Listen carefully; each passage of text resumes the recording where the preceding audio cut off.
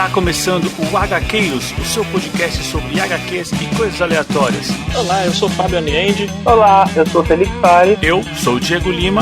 Bora para o tema de hoje.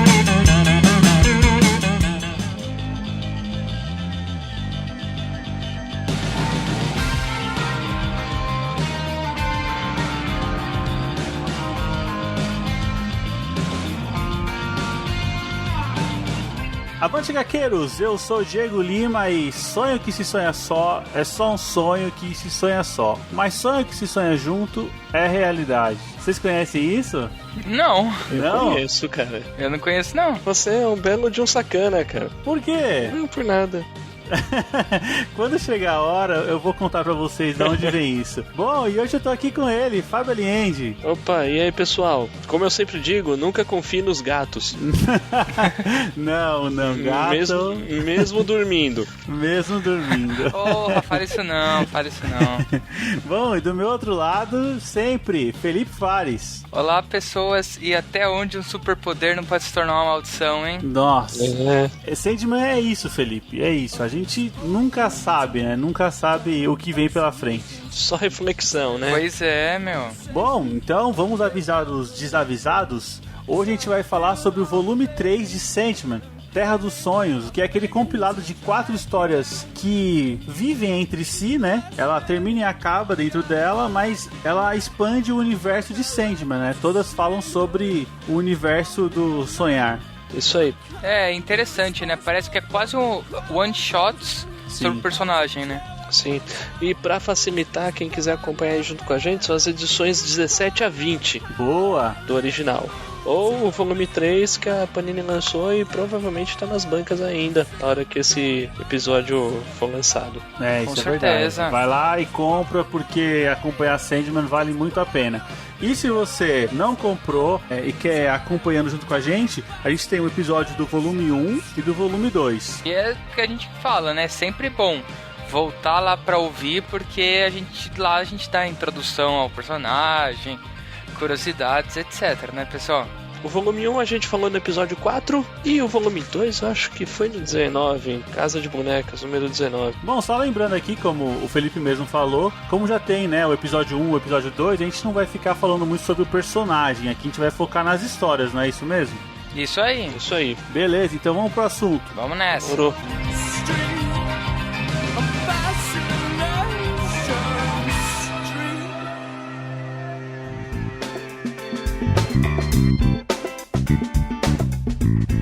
Bom, agora a gente tem uma... tá virando meio corriqueiro isso. A gente tem mais uma novidade pra anunciar aqui no podcast. Opa, e qual que é? Opa! Bom, se você que é de São Paulo, vamos falar especificamente com as pessoas que moram na cidade de São Paulo, na grande São Paulo, a gente vai participar de um encontro aberto de podcasts e ouvintes realizado no Parque do Ibirapuera, cara.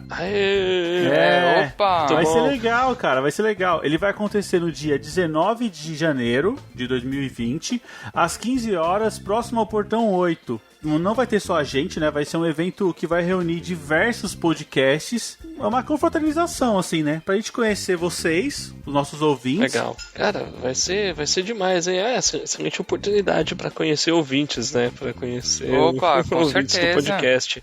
E quem tiver de passar, não morar em São Paulo, mas tiver de passagem por aí no dia, tiver afim... Estaremos lá, né? Estaremos lá, Opa, com certeza. É, legal, vai ser legal. Só reforçando, então, dia 19 de janeiro de 2020, às 15 horas, próximo ao Portão 8, estaremos lá.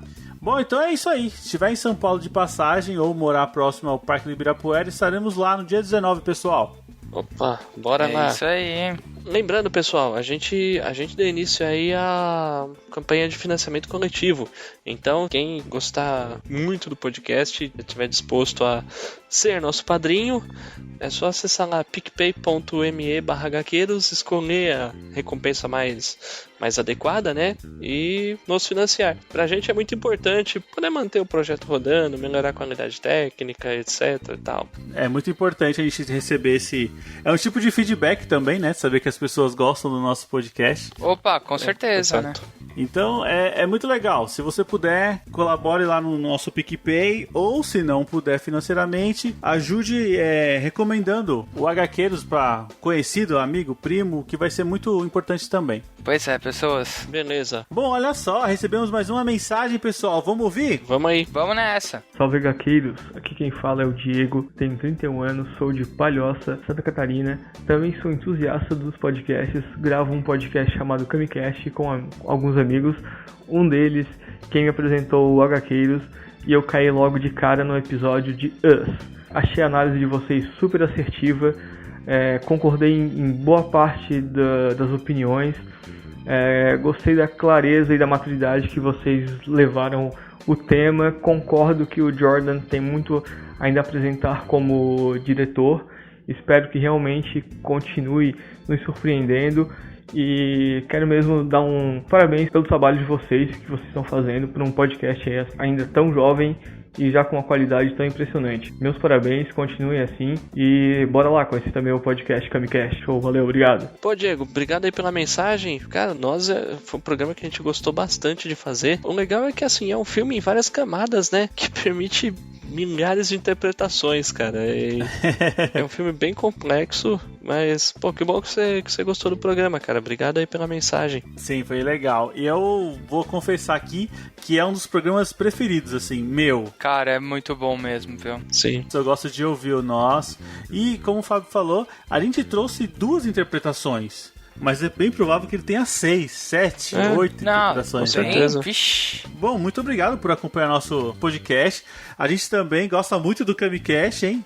Camicast, isso aí. A gente sempre lembra aqui pro pessoal ouvir. Eu já ouvi vários do Camicast, cara, e, cara, eu dou muita risada ouvindo, cara. O pessoal é maluco lá, Pois hein? é. Esses dias eu tava ouvindo, eu ouvi um dos primeiros, cara, que eles fizeram sobre o Dragon Ball. Olha só. O seriado do Goku criança ainda, cara. Da Muito hora, legal hein? o programa, hein? Muito bom. Legal, a gente não cansa de recomendar aqui o Camicast, muito legal. E é isso, continue acompanhando a gente, que eu acho que a gente vai analisar muitos filmes ainda com bastante interpretação, né? Bastante aberto. Isso aí. É isso aí. Bom, pessoal, então é isso aí, chega de papo, bora pro programa. Bora lá. Bora lá.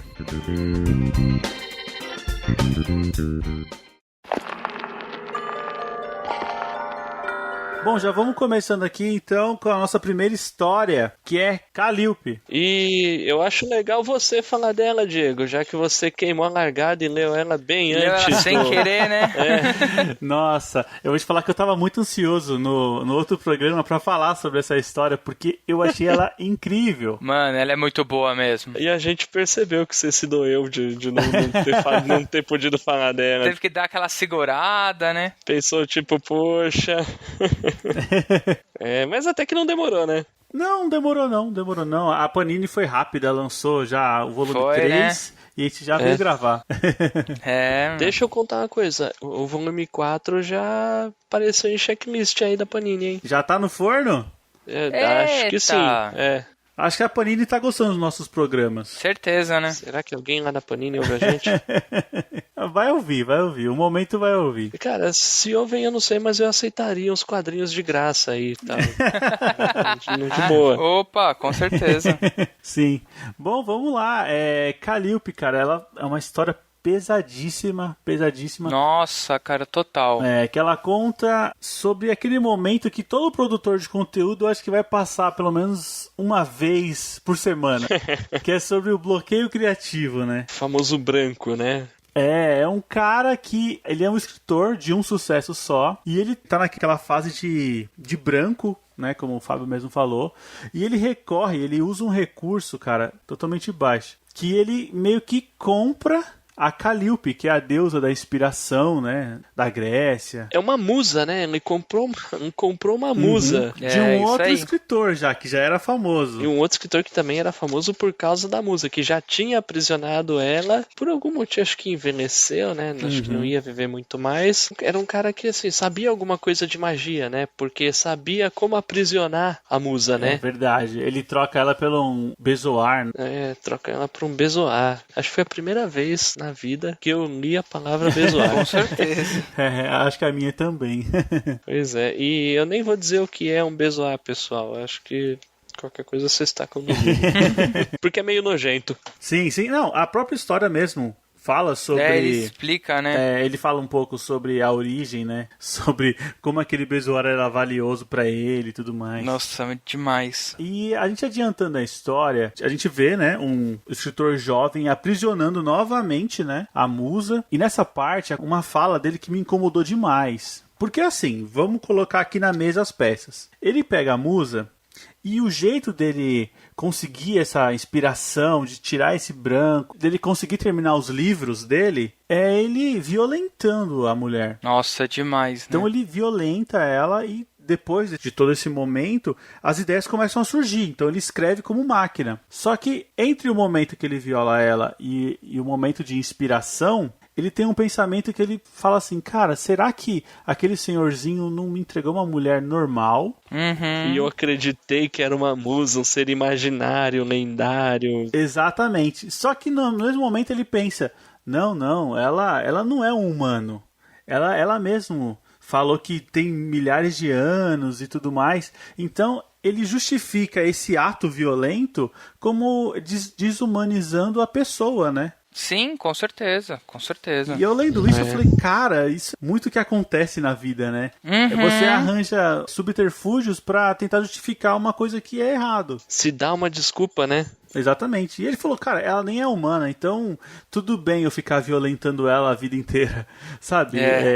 Me incomodou bastante já começar a história desse jeito. Total. Ele, assim, o Gamer, ele tem isso daí, né? Tem uns temas bem pesados, né? Essa história e a última história é uma das mais pesadas, assim, que eu já li de Sandman até agora. Calliope foi uma que me incomodou bastante. É mesmo, cara. Cara, assim, é uma história de terror, né? Muito terror. Em que, por acaso, aparece o Sandman. Então, isso é interessante você falar sobre isso, né, Fábio? Porque é mais uma história que a gente vai ver o Sandman só lá no final, né? É tipo, ele cria uma história inteira, ele cria um plot, e ele consegue, assim, fazer uma história que, cara, se não tivesse o Sandman, ainda assim era uma baita de uma história, né? E fechadinho em 20 páginas, né? Total. Bom, e a gente também tem de novo, né, as 3 bruxas, né?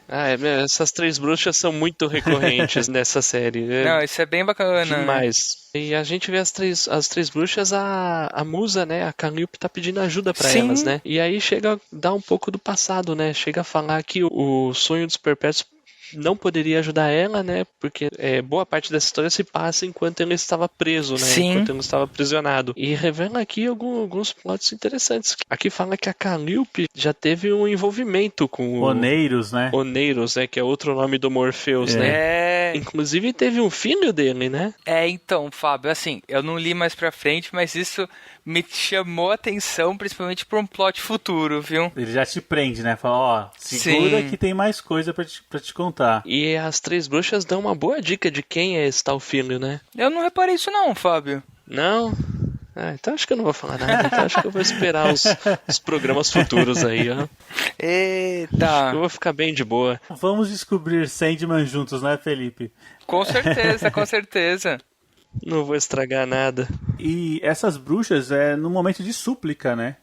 Quando a Calliope já não aguenta mais. Ela, por favor, me tirem daqui e tudo mais. A gente vê que as coisas começam a dar certo, né? Pro escritor, Rick Madoc, né? O nome dele? Eu não sei como é que se pronuncia isso. Rick Madoc. Madoc, sei lá. E ele começa, né? Publica um livro, sucesso. O segundo livro, sucesso. Vai pro cinema. Ele até é indicado a Oscar, né? Eu achei engraçado, assim. Total. Era um nível de talento que ele adquiriu gigantesco. E um desses momentos que mostra toda a ascensão do escritor, ele fala pra uma pessoa que ele tá conversando, ele fala, olha, eu posso até me considerar um escritor feminista. Meu. Como assim, cara? Você... Loucura, meu. Você é um criminoso, sabe? Ele toma uma postura social exemplar, né? Digamos assim. Sim, com certeza. Que assim, na vista dos outros, ele pode ser, né? Um gênio. Uma pessoa excelente, né? O bonzão, né? Exatamente. Até o momento, né, que a gente sabe, quando a gente vê o Sandman, né, aparecendo na história, você fala, tá bom, agora tá resolvido. Não, e assim, né, eu não sei se é a entidade Sandman, né? E quando mostra balão negro do texto dele, né? Cara, que o balão negro do texto dele, você já sabe que vai vir coisa boa, né? É um recurso visual muito legal, né, Felipe? É excelente, é excelente. Ele te ganha nisso. Você fala, tá, Sandman tá na área, então tá bom. Vamos ver como ele vai resolver. Não, é como se, né, se fosse o timbre de voz dele, é o balão negro, né? Assim, não sei se acontece com vocês, mas eu quando leio, eu imagino uma voz pro Sandman, sabia? Acho que é por conta do balão negro. Então, acho que eu também. Eu já imagino uma voz, eu leio numa voz diferente. Eu também, cara. Essa é cultural, né? Então, é não cultural, assim, agressiva, né? Mas eu penso numa cultural muito... como se fosse mesmo uma entidade, né? Eu escuto como o Mufasa. Sim, então, por isso... achei interessante isso. Não, realmente, tipo, é uma voz... poderosa, né? Digamos assim, né? Eu escuto o Robert Smith do The Cure, cara. Legal. Boa. Então você deve escutar ele meio rimando as coisas, né? Você já escutou um contrabaixo, assim, ele entra, chegou. É assim, é legal, né? Porque assim, a solução da história, né? A gente comenta que no momento em que a Calliope pede ajuda pras bruxas, o Sandman tá preso, isso, né? Que é aquela história lá do primeiro volume.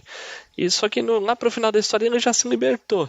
Então, quando ele se liberta, uma das coisas que ele vai resolver é a situação da Calliope. E ele simplesmente vai e ele pede pro escritor libertar ela, né? Então, só que o cara se recusa, né? Oferece dinheiro pro Sandman. Dinheiro, né? É uma coisa tão mesquinha, né? Ainda mais pro um perpétuo. Isso é bem bacana, né? Porque, tipo assim, quando tem essa passagem, né, que ele oferece dinheiro pro Sandman, o Sandman percebe o quão baixo ele é, né? Uhum. E nessa hora ele fala, então você gosta de ideias? Você vai ter muita ideia então, né? E daí a mudança.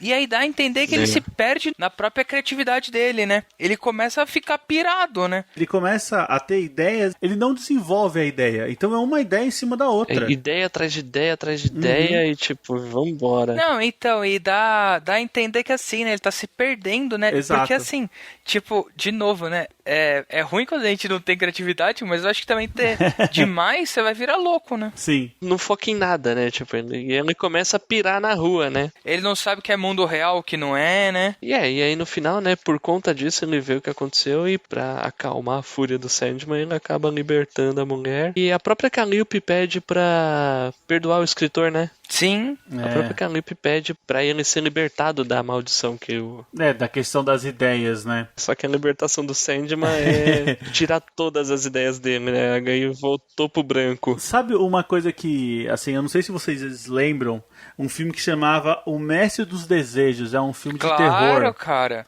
Mestre dos Desejos é demais. Que ele tinha essa brincadeira, as pessoas pediam uma coisa pra ele e ele realizava, mas do jeito dele.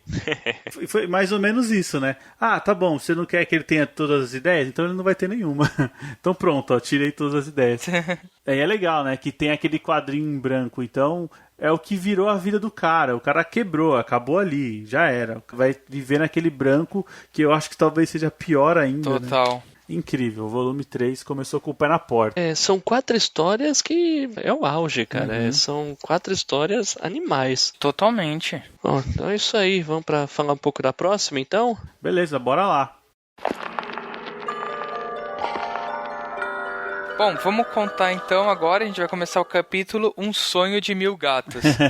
Bom, eu acho que aí a gente vai ter uma história, né? E acho que o que chama muita atenção é que a gente vai ter uma história dos olhos de uma gata, né? Isso. E aí eu acho que, assim, é muito bacana porque a gente vai ver uma história... poderia ser só uma história de um pet, né? De novo, pelos olhos do Sandman, que tá escrevendo sobre como que seria a vida de um gato...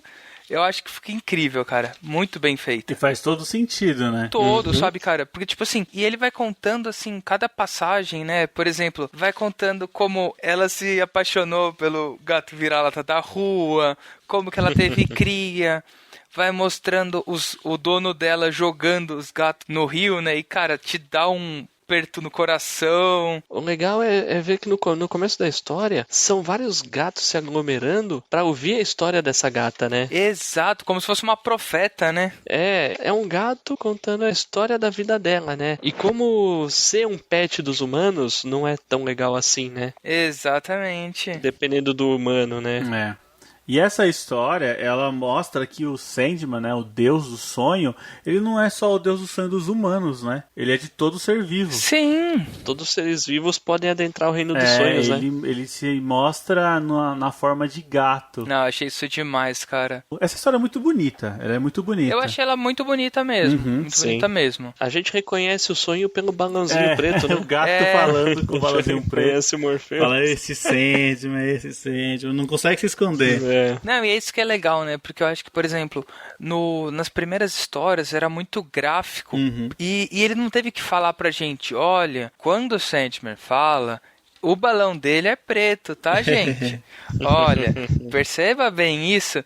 Ele deixou isso intrínseco, né? É isso. Ele começa a fazer isso mostrando muito o Sandman no começo, nos primeiros capítulos, e agora, quando você vê o balãozinho preto, você já sabe que é um Sandman. Ele não precisa ficar mostrando, né? Sim. Bom, só voltando lá, como o Fábio falou, a gata, ela visita o sonhar e lá ela escuta uma história sobre um mundo, né, uma época antiga, onde os gatos mandavam no mundo, reinavam, né? E os seres humanos eram os seus pets.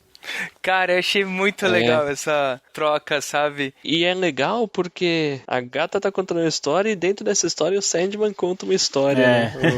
É muito legal. E à noite os gatos saíam pra caçar, né? Eles caçavam os humanos à noite. Os gatos eram de tamanho tal que os humanos eram como ratos pra eles, né? Os humanos eram os escravos ali.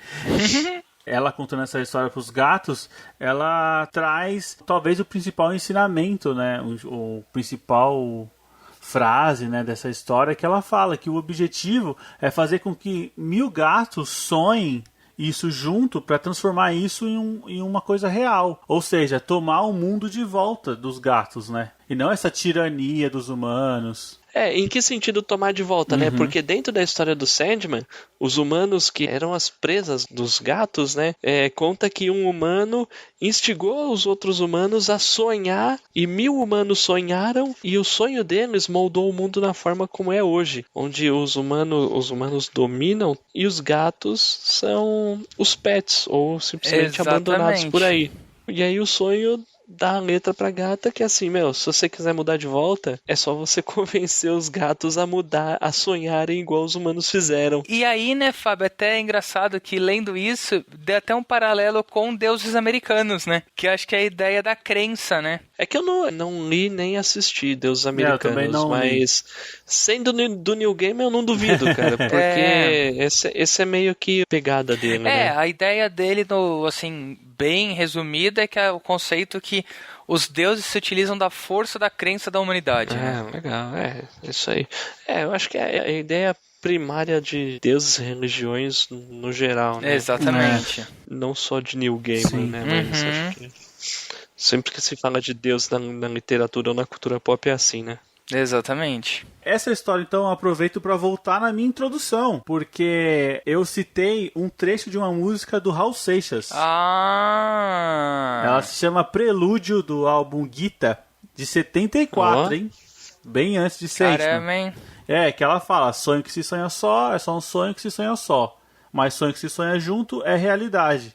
Tem tudo a ver, né? É mais ou menos esse conceito de você sonhar sozinho é só o seu sonho, mas se todo mundo tiver um objetivo só, essa coisa acontece. Só que aí, pesquisando, né? Porque eu lembrava dessa música quando eu li isso aqui, eu falei, tem uma música do Raul que é mais ou menos isso. E pesquisando, essa música do Raul, ela é em cima de Dom Quixote, de Miguel de Cervantes. Caramba! Que a frase é, quando se sonha sozinho, é apenas um sonho. Quando se sonha junto, é o começo da realidade. Poxa, que legal. É bem provável que o Neil Gaiman tenha tirado alguma coisa de Miguel de Cervantes, né? Com certeza. Provável. Cara, uma vez eu tentei ler Don Quixote, cara, mas... eu achei muito pesado. achei muito difícil, cara. Será que você não estava na idade? Pode acontecer isso, né? Tem livro que Eu já não era tão novo, não, cara. Foi ontem que eu tentei. Putz. Cara, legal, muito bom. Sonho de Mil Gatos me surpreendeu. E aí, né, quando eles voltam, inclusive, que de novo a gente mostra o mano fala, como que será que o gato tá sonhando? Ele deve estar brincando alguma coisa, né? Eu vou confessar que eu já tô estranhando os olhares que o meu gato me dá, viu? Ah, não, cara. Ele só quer brincar de te enforcar, de boa. Ele só sonha que você é do tamanho da boca dele, que ele te engole e te devora. Ele só quer me caçar à noite, né? Só isso. Ele só tá sonhando em te caçar à noite. Eu gosto desses pequenos predadores, viu?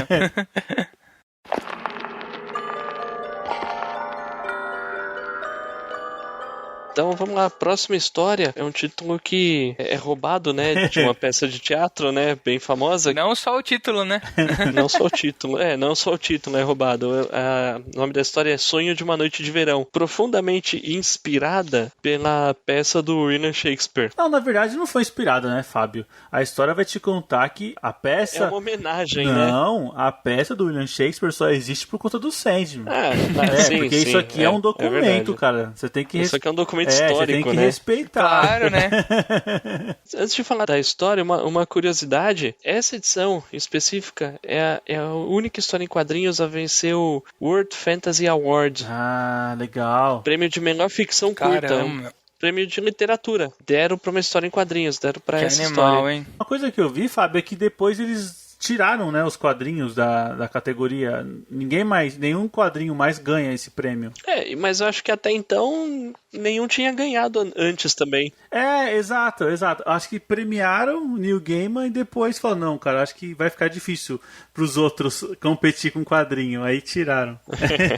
Senão o Neil Gaiman ia ganhar várias, né? Ao concurso. E assim, essa peça é justamente o que vocês falaram, né? Meio que conta como a influência do Sandman gerou a peça Sonho de uma Noite de Verão, né? O William Shakespeare já tinha aparecido antes em Sandman, naquela outra história curta. Homens de Boa Fortuna, né? Homens de Boa Fortuna, né? Ali mostrava o primeiro encontro do Morpheus com o William Shakespeare. Eles fechavam um acordo, entre outras coisas. Dizia que o William Shakespeare ia interpretar uma peça para uma plateia um pouquinho diferente. Né? Então na verdade essa história é como se fosse o William Shakespeare pagando a primeira parte, né, do acordo que ele fez com o Sandman. É isso aí. Que ele falou, a gente faz um acordo de 2 peças, então agora ele tá entregando a primeira. Que eu vou te falar que é muito divertido, viu, essa história. É muito divertido, mas assim, eu fiquei com a impressão de que eu aproveitaria mais se eu já tivesse conhecimento prévio sobre a peça original. Entendi. Ou sobre sim, o Fábio. texto ou alguma coisa. Acho que aproveitaria muito mais.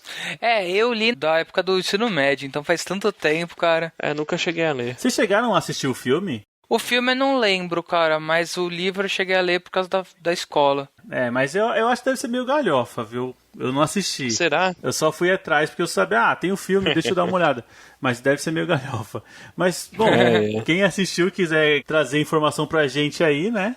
Entre em contato com a gente. Tamo junto. E assim, essa plateia, né, como eu havia comentado, é uma plateia um pouco diferente, porque é o povo das fadas. É o povo das fadas que já havia abandonado a dimensão dos humanos, né? Então eles voltam por uma noite pra assistir a peça do William Shakespeare. Tá todo aquele povo lá, né? O rei Oberon, a rainha Titânia, Puck. Assim, eu acho que no Brasil, culturalmente, esse pessoal não tem força nenhuma, né? Mas eu acredito que na Inglaterra, na Europa, seja parte do folclore deles, né? Uma figura importante, né? É bem engraçado, né? Que aí vai falando de um na peça, vai falando de outro na peça, e você fala, cara, você não tem nada a ver comigo, não. Achei muito bacana, assim. O Puck real e o cara que interpreta o Puck, né? E outros, né? Aos olhos dos humanos, né, que estão interpretando a peça, a audiência é um bando de monstros, né? Demônios, né? Os caras fazem aquela cara assim, mano, que é isso, velho? Onde que eu me enfiei? É o que arranjaram pra gente, né? E tem até aquele personagem que fica preocupado com o que ele vai receber, né? É verdade. E tem um filho do William Shakespeare também, que ele fala assim, meu pai, ele se importa tanto com as peças, com o trabalho dele, que se um dia eu morrer, ele pode transformar a minha morte numa peça. Nossa, cara. Meu Deus, né? Porra. E o nome dele é Hamnet. Hamnet. Troca o N por um Isso. N. Será que o pai dele fez isso? Eu não sei. Sei lá, né? Tem toda essa brincadeira mesmo do público. O público ele não se identifica com a peça, porque ele fica naquela, mas eu não falo assim, ou eu não acho dessa maneira, enquanto o pessoal que está interpretando fica estranhando aquele pessoal todo diferente, né? É engraçado, né? Eu acho que o conceito é como se até se fosse estereótipos de algo que você não conhece, né? E até assim, eu pensei nisso podendo trazer até para nossa realidade quando os homens tinham que se fazer de mulheres, porque o teatro não podia ter mulher, sim. né? Então acho que é um negócio interessante, né? Que é como que você vai ser fiel a algo que você nunca foi atrás, sabe? Eu sei que, tipo, extrapolando, né? Eu sei, mas pra eles nem existe fadas, mas chega a ser um negócio interessante. E chega a brincar um pouco com aquela lenda, né? Que existe dos Changeling, né? Sim. Que seria as fadas sequestrando as crianças, né? E a gente vê a Lady Titânia trocando uma ideia com o filho do William Shakespeare, né? Então. Tipo, na minha terra, verão é pra sempre, é tudo bonito e tal, tipo, meio que atraindo o moleque, né? Sim, sim. E como o Fábio falou, é bem provável que se você for com a cabeça da história original de Shakespeare, você pegue várias nuances. Eu mesmo não tenho conhecimento da peça de Shakespeare, né? Então muita coisa me passou, tenho certeza. Agora dá vontade, assim, vou ler o Shakespeare ou consumir de uma outra forma e ler o Sandman, pra ver o que ele quer me contar, que é bem provável que tenha algumas nuances que só quem tá com a cabeça do Sonho de uma Noite de Verão fresca que consegue pegar. Com certeza. E é legal, assim, que no auge da peça, quando tá perto da conclusão, né, o Sandman tá lá conversando com o Oberon e com a Titânia, ele explica por que ele fez o William Shakespeare fazer essa peça para apresentar para eles, né, porque assim, é meio que pagando uma dívida que o próprio Sandman tinha com o povo das fadas, né, que durante muito tempo o povo das fadas esteve naquele mundo e acho que tinha uma relação boa com o Sandman e com o próprio reino do sonhar, né. Verdade. Então o Sandman influenciou Shakespeare a escrever a peça que era para os humanos não esquecerem do povo das fadas. Com aquela peça, o Oberon, a Titânia e as outras fadas seriam lembrados para sempre, né? Essa era uma das ideias quando o Shakespeare fez o acordo com o Sandman. Ele falou que queria escrever peças que perpetuassem com o tempo, né? Então, acho que foi uma ideia legal do Sandman. Então escreve sobre um povo que vai ser sempre lembrado, né? Que são as fadas. Muito bom. E aí tem ainda um ganchinho no final, né? Que quando o povo das fadas volta para a dimensão deles, né? Alguém fica pra trás, né? O Puck, né? Ele trocou de lugar com o humano, né? No meio da peça, o Puck trocou de lugar com o humano e ficou, Sim. né? Ficou. Tipo, vai saber o que ele tá aprontando Que por será? aí, né? Sem contar que tem o lance do saquinho de dinheiro, né? Que depois que o povo das fadas eles voltam para a dimensão deles, o saquinho que tava com as moedas de ouro, ele vira folha, se eu não me engano. Acho que faz parte do folclore, né? De um humano que foi presenteado com ouro pelo rei Oberon, depois acordou e o ouro tinha virado alguma outra coisa, né? Sim. Isso Legal. faz parte Da lenda, né? da cultura, da lenda, isso aí. Legal. É como você mesmo falou, né? Às vezes é uma cultura que tá meio distante da gente, né? Então Sim. tem muita coisa que a gente precisa de um contexto maior pra entender 100%. Sim. Mas é uma história muito legal, muito bacana. Muito boa mesmo. E agora, assim, eu quero ver a próxima parte da dívida, né? Como que vai Vamos vir, ficar né? ansiosos aí. E aí, bora pra nossa última história? Bora lá. Bom, enfim, chegamos em Fachada, a última história do volume 3 do Sandman. E aqui a gente vai falar sobre uma história pesada, hein? Cara, eu achei bem pesado e eu acho que assim, ela se desenvolve muito bem, né? Porque ela não tem um ápice, uma curva de aprendizado da personagem, como diríamos, convencional, né? Que eu acho que convencionalmente, nos 3 primeiras páginas, a gente teria 80% do conhecimento sobre a personagem e depois do resto a gente teria o desenvolvimento da história, né? Numa história tradicional. Nessa a gente tem um pouco diferente, né? A gente tem quase que uma curva retilínea ou até o contrário, né? Porque, tipo assim, ela demora muito pra você começar a entender o que tá acontecendo, né? Eu senti isso pelo menos. Sim. Eles querem te trazer isso, né? Eles querem te trazer essa dificuldade, né? Até porque, bom, vamos lá, né? É Fachada, ela conta a história de uma mulher solitária, né? Sim. E ela vive solitária porque ela quer. Reclusa, né? Isso, ela quer se isolar de todo mundo. Sim. E ela tem um motivo muito forte, que ela vive com o rosto e o corpo dela são mutilados, né? No fundo, ela não é uma mulher comum, Não. né? O Neil Gaiman pegou uma super-heroína de, sei lá, quinto escalão da DC, o último escalão, e usou na mitologia do Sandman. E usou pra criar essa história. Isso eu achei demais, né, Fábio? Porque, tipo assim, cara, o poder dela poderia ser, tipo, sabe, desejado por muitos, sabe? Sim. Ela consegue ter uma transformação molecular a níveis épicos, né? O que fica claro, assim, é que apesar desse poder ser animal, coisas muito complexas ela não consegue fazer, né? Sim. Tipo, ela não conseguiria transmutar carne, por exemplo. E aí que tá o ponto fraco dela, né? Pois é. Cara, o nome de super-heroína dela, não sei se é... É Mulher Elemental. Mulher Elemental. Ela era parceira do super-herói chamado Metamorfo, que também é um cara de... Dentro da DC, classe D, cara. Então pegou a parceira de um cara que já é bastante obscuro. É uma personagem tão obscura que essa é a única história que eu li com ela até hoje. Bom, vamos então aqui pra história que o Sandman quer contar pra gente, que essa história não tem o Sandman, né? Tem a irmã dele, que eu já estava com saudade. De quem que você estava com saudade? A Morte. Nossa, que personagem incrível, cara. Meu, a morte do Sandman, ela é muito legal. Ela é né, muito cara? legal. Ela é muito legal. Sim, né? sim. Ela já tinha dado aquele ar das graças na primeira história do volume 1. E ela voltou agora, só no volume 3, na última... Não, minto. Ela faz uma pontinha no Homens de Boa Fortuna, né? É verdade. É que eu falei que ela apareceu na primeira história, ela apareceu na última história do volume 1, e agora apareceu na última história do volume 3. E na pontinha que o Fábio comentou. Mas é bem legal quando ela aparece. Sim, porque assim, ó, a gente tá contando a história de uma mulher que vive sozinha porque ela não consegue se relacionar com a sociedade, ela tem vergonha do próprio corpo, né, da própria fisionomia. Então ela usa máscaras para poder sair, né, pela cidade e a restaurantes e tudo mais. Os poderes dela, né, deixaram o rosto e o corpo mutilados, do jeito que você falou, assim. O corpo e o rosto original dela são de uma múmia. Tipo, é como se ela fosse um cadáver, alguma coisa assim. Total. E interessante que a história começa com ela desejando a morte, né? Ela tem aquela brincadeira com o cigarro, que ela fala que dizem que o cigarro mata, mas ele demora muito. Né? Cara. É muito entrar na cabeça de uma pessoa em depressão, talvez. Sim, né? cara. Eu não sei qual foi a intenção dele aqui, mas essa história... É mais ou menos isso. É uma mulher que deseja muito morrer, mas ela não pode morrer, ela não consegue morrer conversando com a morte.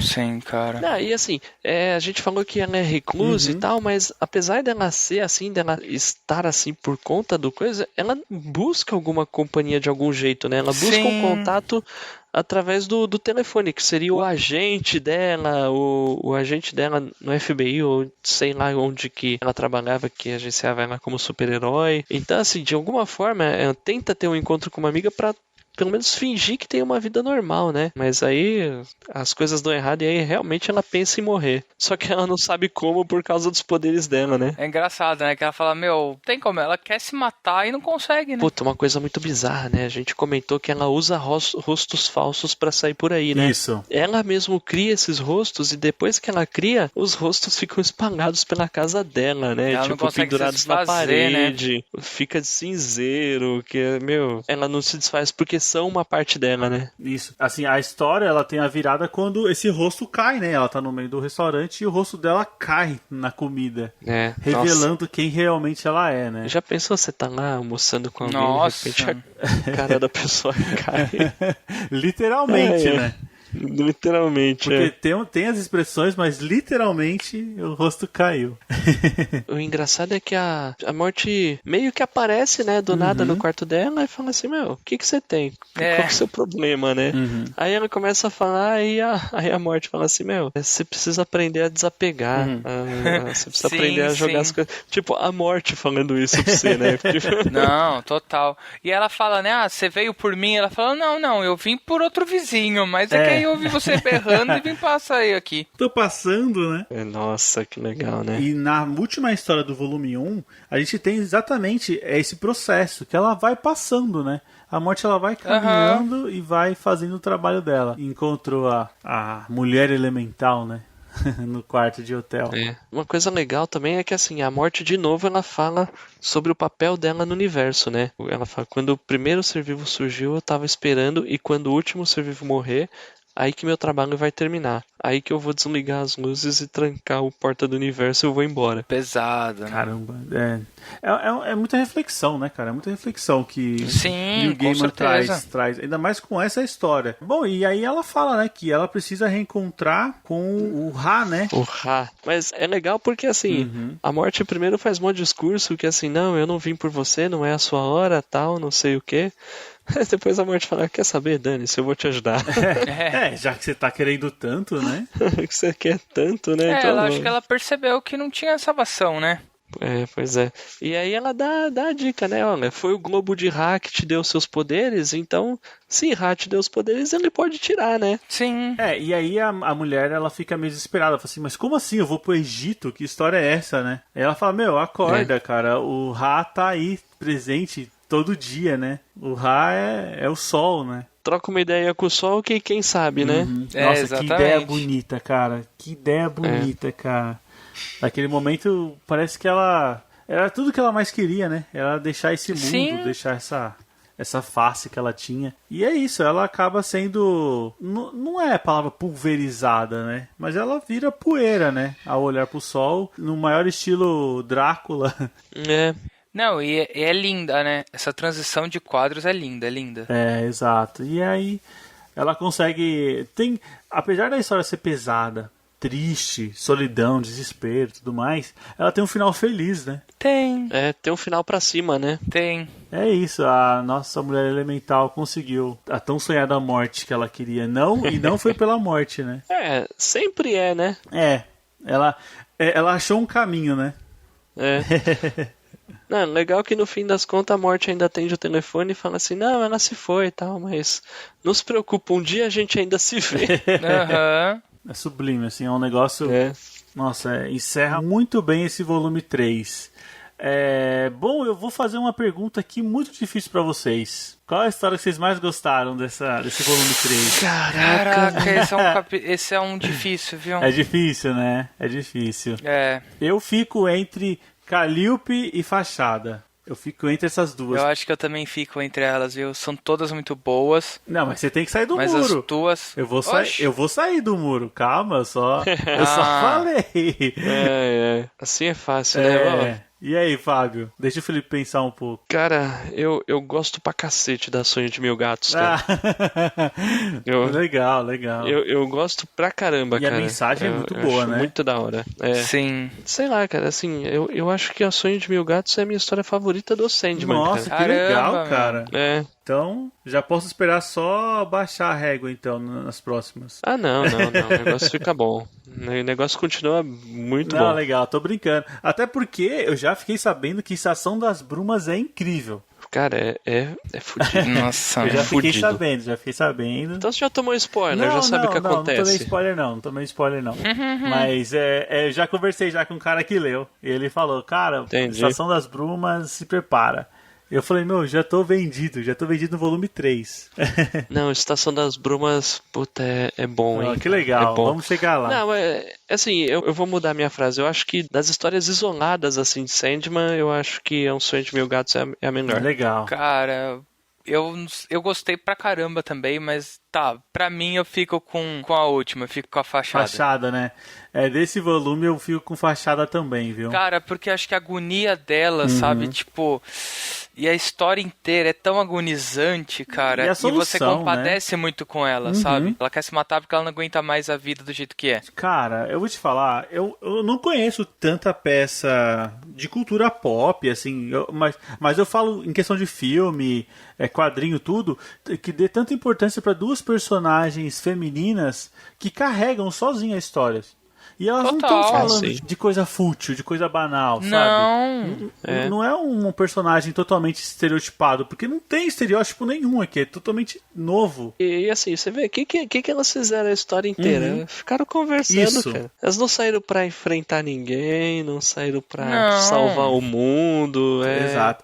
Olha, eu lembro que eu tive aula de cinema na faculdade, poucas aulas, mas teve uma aula que falou sobre um teste de Bechdel, se eu não me engano. Não sei se você já ouviu falar. Teste de Bechdel. Bechdel? Não sei se assim se pronuncia. Mas o teste, ele é assim. Para você saber se a peça ela passa no teste de Bechdel, ela tem que ter duas personagens mulheres. Sei. Elas têm que interagir entre elas e elas têm que falar alguma coisa que não seja sobre homem. Nossa, interessante. Se você pegar uma peça e você encontrar esses 3 elementos, ele passa nesse teste de Bechdel. Cara, nunca ouvi falar. É um negócio bem legal. Tem muito filme por aí que não passa nisso aí, não. Não, tem muito filme por aí que não passa nisso, não, cara. Cara, legal. Verdade. Essa história aí passa. Com certeza. Passa. Cara, assim, acho um comentário legal de se falar quando se falam em quadrinhos adultos, isso aqui é um exemplo de um quadrinho adulto, muito, né? Então, sim. tipo assim, isso é quadrinho adulto de verdade, não tipo, tripas de fora. Isso. Sexo, violência, não sei o que, não é isso, cara. Ele não precisa apelar, né, cara? Pois é, cara. Assim, um tema pesado sem apelação é o que define quadrinhos adultos, né? Não, sei lá, vou falar de um possível próximo tópico aí na vida, vai saber, mas um The Boys da vida, por exemplo. Sim. Tem hora que parece que é gratuito. É totalmente diferente. Sim. Assim, não é nada genérico, nada gratuito, né? Não é Sandman não é nada gratuito. Tudo tem um porquê para estar aqui. Sim. Bom, e vocês acham que, assim, analisando volume 1, volume 2, volume 3, esse volume 3 seria o mais legal para apresentar para alguém que não conhece Sandman? Acho que sim, cara. São histórias isoladas em que se fala alguma coisa do universo, né? Mas não é nada forçado, não é nada obrigando o leitor, assim, que caiu de paraquedas no negócio a entender tudo e saber tudo o que aconteceu antes. É verdade. Não mesmo. E eu duvido alguém ler esse volume 3 e não querer ler o volume 1 e o volume 2. Não. Vai ser não impossível, dá, não. né? Mas é uma boa porta de entrada. Assim, eu acho, né? Com certeza é. Cara, mas Sandman vale tão a pena ler tudo. Vale, não, com certeza, Vale, com certeza. Estamos aqui para isso, estamos aqui para criar novos leitores e eles começar a acompanhar junto com a gente. É isso aí, gente. Bom, pessoal, acho que é isso, então. Eu fico muito feliz de trazer Sandman de novo, né?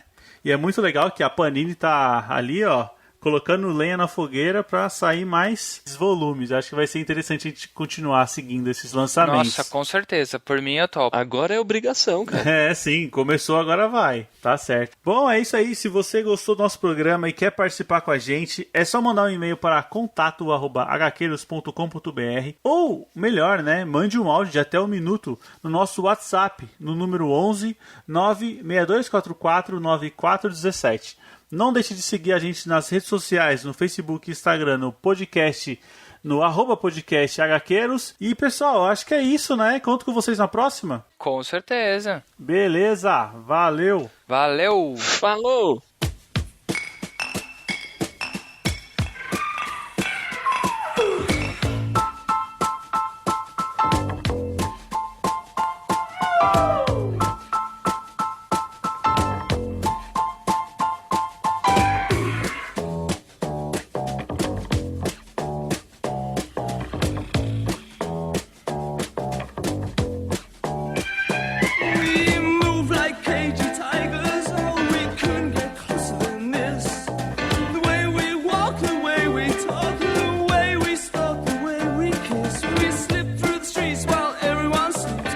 bigger and sleeker and wide and brighter. We bite and scratch and scream all night.